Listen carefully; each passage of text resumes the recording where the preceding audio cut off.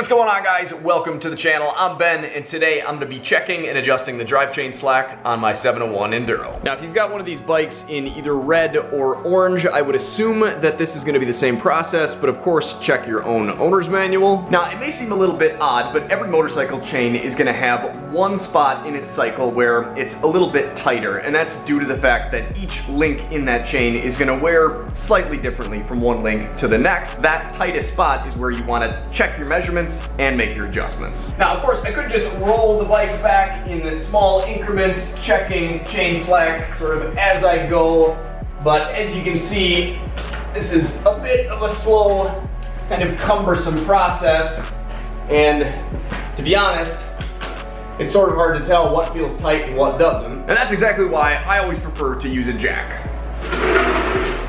Now, I can simply spin, check, spin, check. Much easier. A lift like this also makes jobs like cleaning and lubricating your chain much easier. Now, I'm sure none of you need another thing sitting around in your garage getting in the way, but that's what I like so much about this style stand. Obviously, it's a little bit labor intensive to get it to go up and down in comparison to the hydraulic jacks that are out on the market. But when you consider the fact that this collapses down small enough that you could literally fit it on a bookshelf or just underneath a rolling chest of tools, it really becomes, well, kind of an item that you can't live without. In fact, the only thing that I regret about purchasing this stand is that I didn't do it sooner. Now, if it's not something you're interested in, of course, you can get away without it, but if you guys are interested in picking one of these up, I'll put a few links down in the description to my favorites. And if you guys use those links or any of the links that I've got down in the description there, it doesn't cost you anything extra, but it's actually the only thing that allows me to make videos like this for you guys. So I definitely appreciate it when you take the time to click on one of those before you make a purchase. So now that I've found my tight spot, I'm gonna make sure to leave the tire in that exact location, drop the bike back down to the ground, and put the stand down. So with the bike leaned over on the side stand here, we're gonna take a look at the chain slider here on the bottom of the swing arm. So that stops about here. We wanna go about an inch back from there, grab the chain, and then push it up. At that dimension, we want 5 millimeters between the top of the chain and the bottom of the swing arm, and we want to pull it until the top side here is taut. So you can kind of see as I raise that gets a little bit tighter. And the manual is assuming that there's a contact point up here somewhere and that we're also going to be contacting the back of the chain guide here. We'll loosen this up with my Tusk spoon. You want it, I don't know, kind of loose so everything can slide in here freely. We're gonna have to pull the axle back a ways, and to do that, we're gonna use this fastener that's right here. So this is a bolt that is threaded into the swing arm. We've got a locking nut here, and then if we back the head of this bolt out, it will push the adjustment mechanism and the axle backwards. So we'll break our adjuster loose. Once that's free, then we can do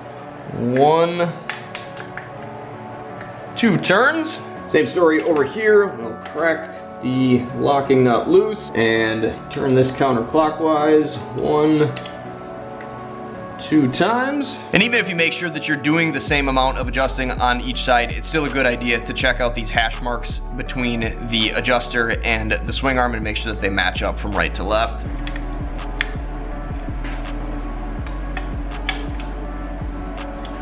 Really want to do just a little bit at a time, because once you get close, it doesn't take much to make a drastic impact. I think I'm gonna call that good. Sure seems loose, but a lot of these bikes are much happier with a loose chain than a tight one. And you do have to remember that as this tire sinks down, the chain actually will loosen up. And once this comes up, you end up lining up your rear sprocket with your front sprocket and your pivot point. So if that's further down, axle's a little bit closer. If it's a little bit higher up, then that is your greatest distance between the two. So once we're happy with the slack, then we just want to make sure that the tire is aligned properly. So we're going to be looking at these hash marks on the bottom side versus the hash marks on the top side there. So you just kind of want to get a reference point, line that up, remember where it is, and then cross your fingers and hope that it looks the same over here. And I think it does. Looks about right. Now, of course, if those aren't lined up, then you're gonna have to be doing a little bit of shimmying around. Since mine did, I'm gonna crank this back down. So now with our adjustment locked in place, I'm actually gonna back this little adjuster into the slider a bit, and then I will crank the locking nut down as well. Just so none of that rattles loose. Same deal over here. Tighten that up a little bit and lock that in place.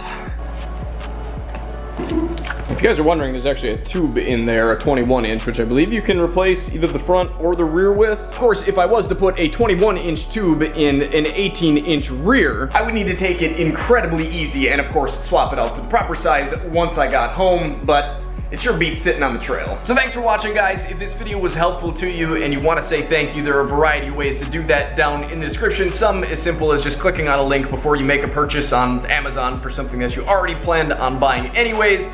It does really make a big difference for channels like mine. It's really, like I said, the only thing that allows me to actually do this. So if you appreciate the content, I would really appreciate it if you guys would take the time to do that. Huge thanks to everybody that has been. Until next time, guys, take care, stay safe, stay swanky, get out, enjoy this beautiful world for yourself any chance you get. And if you can't do it right now, there's more videos to check out in the meantime.